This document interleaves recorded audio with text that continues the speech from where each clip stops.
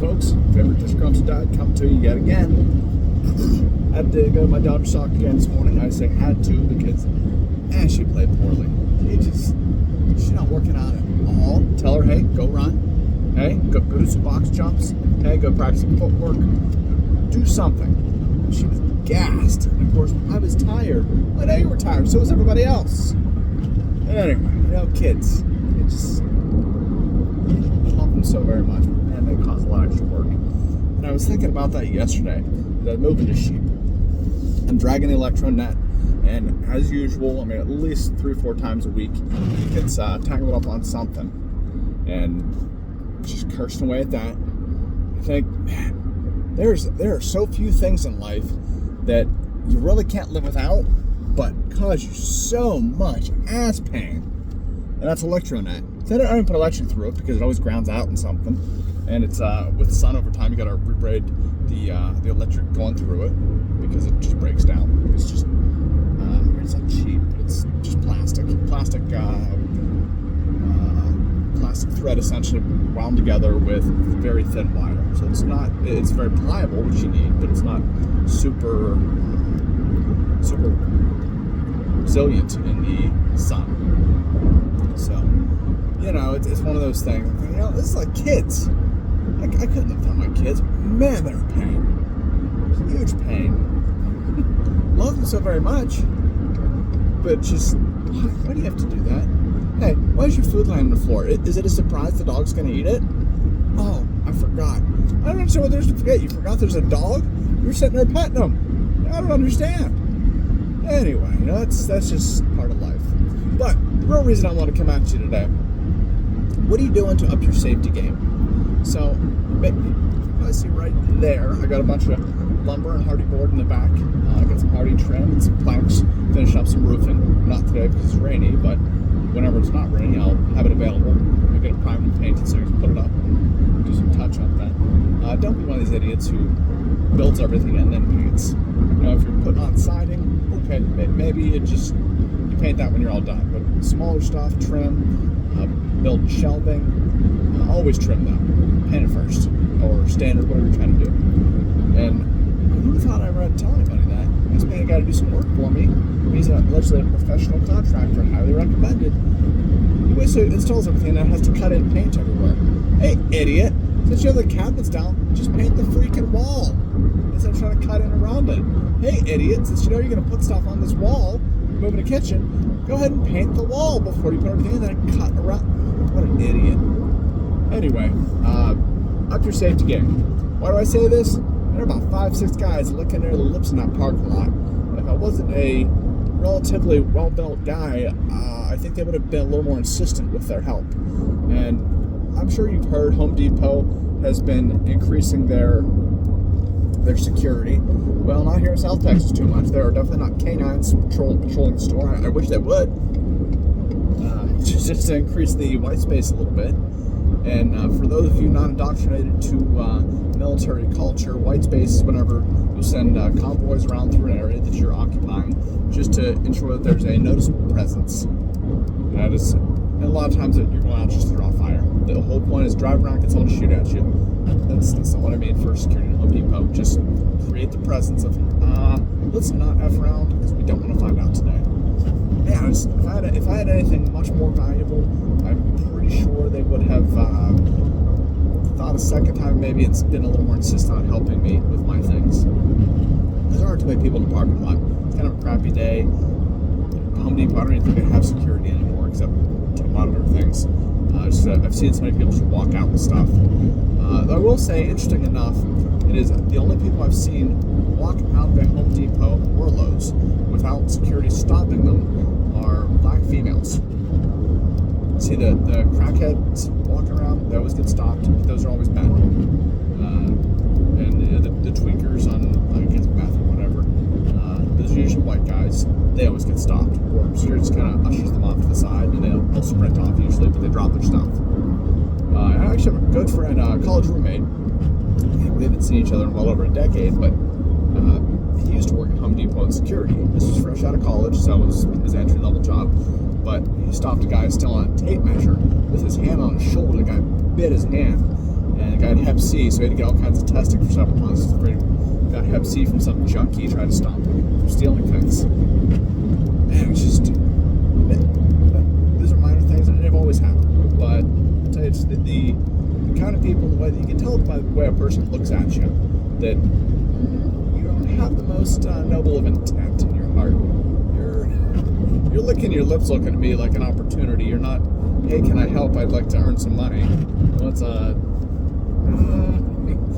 I see two different types of people. There are some that I just want to work, and then you have others like, you're looking to work me over so you can get some stuff and go do whatever it is you do.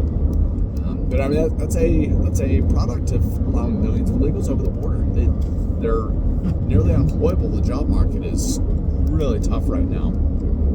And mostly because I think a lot of employers have been struggling so long that they would take anybody with a heartbeat. And then they realize, oh, you actually create more work. You cost me money and you don't bring any value. You bring negative value. I'm better off doing it by myself than having an idiot to break stuff, screw stuff up, and disrespect customers or whatever.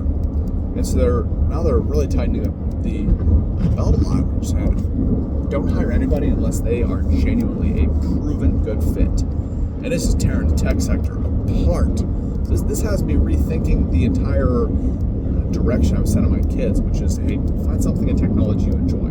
My 10-year-old, she likes coding all right. I mean, she's still on code.org doing like the gamified stuff, but she's catch on okay. And she has the aptitude. That's really all I'm looking for at this point. 12-year-old, she hates it. She gets really interested when I start to build some stuff in JavaScript, but she doesn't really care that much. Maybe she'd be into it, maybe not. But at this point, maybe you should look into plumbing. What do you think about doing drywall, painting, welding? Let's find something a little more hands-on usable, because there are a ton of unskilled people, and there's a huge overabundance of people in the tech sector who are far more qualified than me. I mean, just people I'm in awe of their intelligence and their capabilities, and some of them even speak pretty well.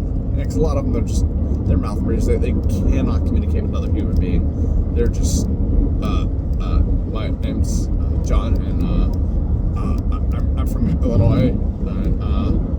What is wrong with you? Having a stroke? It's just a lot of the nerds. They're too smart, so they lack people skills. Anyway, these people, they can't get a job. They're fighting for a job, and I was lucky enough to, wasn't the opportunity necessarily wanted, but I jumped on an opportunity, and it's like, I've never shared before, I mean, that starts here late summer, that's going to be the thing that keeps the food on the table, and I didn't have to take a pay cut, exact same pay. So that's a good opportunity for me. And I was also looking at, like, I know for a fact there's stability in this. I would have gotten at least 3 years of stability out of this one. So by that time, I should have been debt free. Maybe sell the mortgage, but I'll probably sell the mortgage. But I'm looking at, okay, that's something I can do. What do I want to do after that? I'll be over 40 at that point, so not 100% sure when I go swinging a hammer. But again, I don't know what kind of opportunity will be out there. I might just have to settle for something else. I'm just tired of working an hour away from home. 2.5 hours of driving every day, 2 hours, something like that. I don't want to keep doing that. Looking to wind it down. I mean, we've done well. We've paid down our debt. We haven't spent too much beyond our means, and I'm going to start to slow down a little bit. I mean, you'll never stop working, ever. Don't let anyone lie to you about that. But you got to stay alive in order to keep working, to keep enjoying life. So, back to my initial point here. Figure out your safety solution here. If you don't know how to fight, you know how to learn how to take a punch. Like, Mike Tyson, one of the best quotes in the world. Everyone's got a plan till they get punched in the face. That could not be more accurate. You think you're going to do some Jackie Chan crap or disarm somebody with slap whatever, and I saw a really good, it was just a gun shop.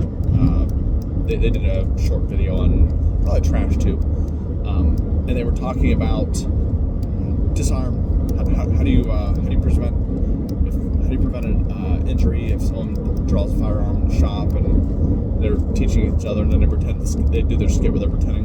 What, you think the guy was going to pull out a weapon? No, sir, we have a policy that no one pulls out their sidearm or No one opens their weapon up or pulls out the weapon inside the store.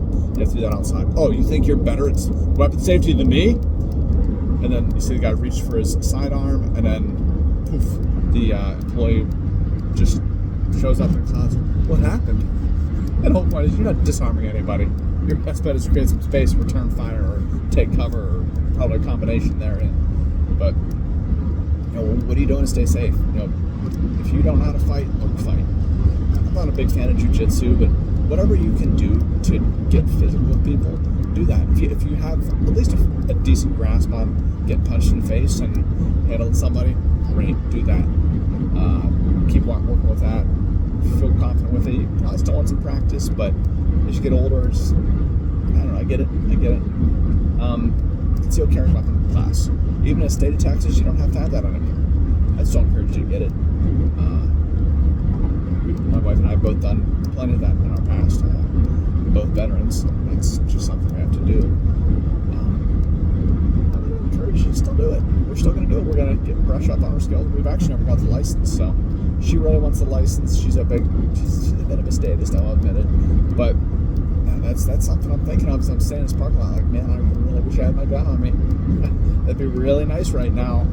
Because, unfortunately nothing happened. But, again, if I wasn't a relatively well-built guy, I'm not obese, so they probably thought twice. If you want that level of difficulty, probably not. Let him go. I don't know. Point being, the safety in the nation of the United States is on the decline. Just like the economy, it's not getting better. Things will not get better. This is like Afghanistan. People have lived there their entire lives. They're still getting killed all the time. So people get hungry enough, cold enough, desperate enough, they will do anything they need to just to cure themselves. And this is, Maslow's hierarchy of needs. Start at the bottom there with just food, shelter, food, shelter, and warmth. Yeah, well, they're struggling for that. Those people live a lot differently. If you start making your way up that pyramid a little bit, make it the top better. People are looking for that intellectual stimulation because all the bases have been covered already. And they act differently. Those are people that generally want to help you because they're taken care of. And if that's really what it boils down to is people always say, I'd get the shirt off my back, then you would be cool. And then you'd be looking for someone, I don't care how good of a person you are. When you're looking to die, you have too much. You have a little more than you need. I'm going to take some of that fat off your back so I can stay warm. It's just, that's human nature. So take care of yourself, take care of your safety, figure out the things you can do to implement in your own life to improve your safety quotient. Pepper spray, okay, sort of. I mean, it's better than nothing. It's better than a rape whistle. Rape whistle's probably your very basic requirement. But if you need a rape whistle, okay, sure. That's not going to do much except get you punched in the face. Pepper spray, that'll give you maybe a second or two, provided the wind doesn't blow it right back on you, and then get the shit kicked out of you while you're writhing in pain on the ground because you're not accustomed to it. And you have to go through that pepper spray training if you're in law enforcement at all, or even when you join the military, you have to go through the CS gas chamber. But I'm not going to do that. I don't want to remember how that feels because it sucked, and I'm not going to advise anybody else. Just get tested with pepper spray annually, just so you remember what it feels like. Yes, you can train yourself into being a little more resistant, but I'm not going to advise that. That sucks. That sounds kind of dumb to me. Yeah, there's some wisdom to it, but I will take that into account and keep counting other things. Next up from that, maybe get a knife, but a knife it takes a little while to die from a knife wound. So I don't like that option either. A lot of people love carrying a knife because they feel like that's the less lethal option. Well, you know what? They might still die. So if you're worried about getting charged or something, that's not the answer. But it's better than nothing. That's probably at the same level as pepper spray. They might run away after you stab them. They're generally just going to piss them off, and they're going to then get more violent with you. Maybe you can do an asp. It's one of those extendable metal batons. Those are tough to find. A lot of states are illegal. Some brass knuckles also illegal. I'm just trying to think of non-lethal means here. At the end of the day, I'd much rather have it. That's all there is to it. And that is absolutely last resort. Always try and de-escalate. But as soon as someone gets within your bubble there, I'm reaching. As soon as they even approach, I'm reaching. Hey, what's going on? Hey, back up. Namas. And if then they want to keep walking up on me, I'm going to draw. It's about to feel safe. You know, as soon as I said, oh, hold up, my bad. Okay, you gonna back up, or are you gonna keep approaching? Because I'm gonna start squeezing if you keep walking. Stop. Okay, you back up. You catch the point. You get away. Excellent. That's what I'm worried about. And at that point, you have the space to pull out a phone and call the police, so that if you need it, and if they show up, that's another thing. You can't recruit a cop right now. Cops are just, nobody wants to be a cop. Everybody hates cops. Well, they're not paid very well, and I mean they get to work extra jobs and sleep on duty, and there's a lot of questionable things that happens in there. But in general, it sucks to be a cop. You look at all these protests. I mean, if they actually beat the crap out of some Antifa rioter who hit him with a brick, they're the ones in trouble. And I'm not saying I am not a cop apologist by any means. I grew up in Pennsylvania. Cops are douches up there. I swear every one of them must have been picked on when they were in high school and just want to be a dick to everybody. Well, it's so bad. We had a picnic when I was a kid, and our neighbor was a state trooper. We invited him. He sent his wife and kid up. He and the rest of the local department or whatever, they set up a freaking DUI checkpoint at the bottom, or right outside the end of the driveway, but maybe 300 yards down. It's like, well, thanks for inviting me, guys, but your dick of a neighbor set up a DUI checkpoint, so I'm not even drinking a single beer, and in fact, we're here to say hi and we're gonna go. What an a-hole. Most of them were women beaters. My mom, she loved cops. I don't know why, but she was always either friends or dating a cop, and every one of them was just shitheads. So, all that to say, not a huge fan. But since I've been in Texas, most of them are generally decent people, very polite and pleasant. Any interactions I've had, been pulled over twice in 4 years, so thank you, Lord, for watching out for me there. Keep me in line. But every time, very respectful, very, very polite, and I really couldn't ask for any more. Dealing with local cops, they're all right.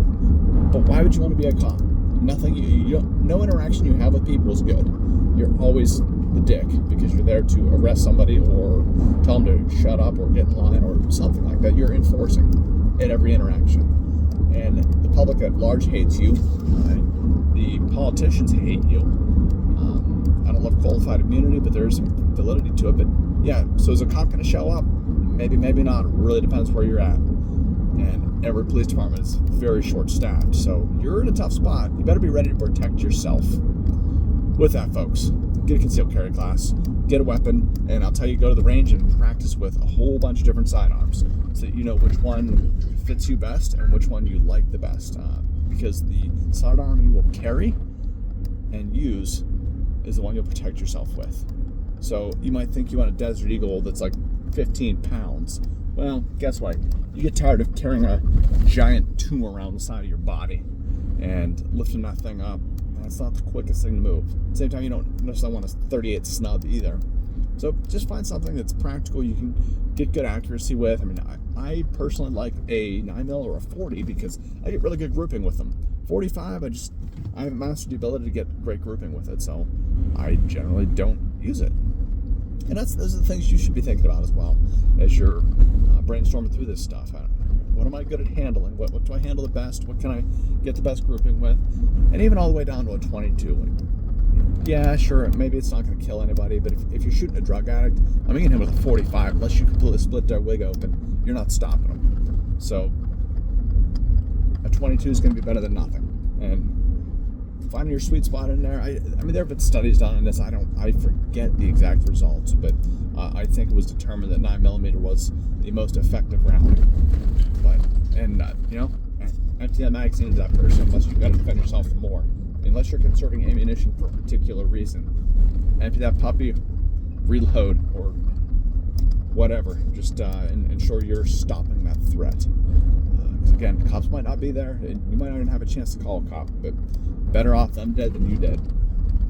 take a concealed carry class, get the knowledge, protect yourself. The world is getting significantly less safe. With that, folks, check me out, disgruntleddad.net. Shoot me an email, dad@disgruntleddad.net. And let's keep the conversation going. What are you doing to protect yourself? Let me know in the comments.